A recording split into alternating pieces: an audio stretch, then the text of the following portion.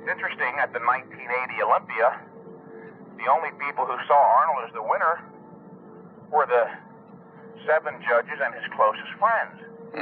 None of the other competitors saw him as the winner. None of the audience, or very few, only those that were his friends. In 1980, I placed 5th at the Mr. Olympia, a contest that I and almost everyone else who witnessed it was convinced was fixed, and as a result decided to drop out of competitive bodybuilding. Really? Now that was the year that Arnold won it back in Columbus. Was That was in Sydney, Australia, in 1980. Oh, okay, but that was Arnold's comeback year. Right. Okay. Huh. And you were so frustrated by that you just stepped out of competitive bodybuilding. Well, frustrated in that I came to see quite clearly that there was corruption involved, that evil was not something you merely read about in newspapers and novels, that it's all around us. Prior to that, I had a glimmering of certain facts that led me to believe there might be something like this going on, but I wasn't so certain. This brought it all into focus, and I didn't want to be involved or associated with people like that, and decided to drop out. Wow. It's interesting, at the 1980 Olympia, the only people who saw Arnold as the winner were the 7 judges and his closest friends. None of the other competitors saw him as the winner. None of the audience, or very few, only those that were his friends. Now you talked about the corruption in bodybuilding that really soured you on the competitive aspects of the sports. And then you said that you worked for Weider for a few years. Are you saying that the corruption in bodybuilding is with IFBB organizations and not necessarily the Weider camp or the judging? I worked for Joe Weider and still do as a writer for Flex and Muscle and Fitness. Now they do obviously have some association with the IFBB, but I'm not involved in that. I'm no longer a staff writer.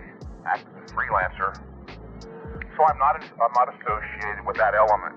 Right. I saw that Arnold was the IFBB if he wanted to be, and that particular day in Sydney, Australia, the day of the Olympia, he was the IFBB. I had been given to believe prior to that Ben Weider was the president of the IFBB, and beyond that, he prided himself on being a stern, strong president. But on that particular day in 1980, he took a distant backseat to Arnold. Arnold seemed to be running things. He could have it any way he wanted. Wow. Only once I stood up at the pre-judging meeting did that thing come to at least a partial halt.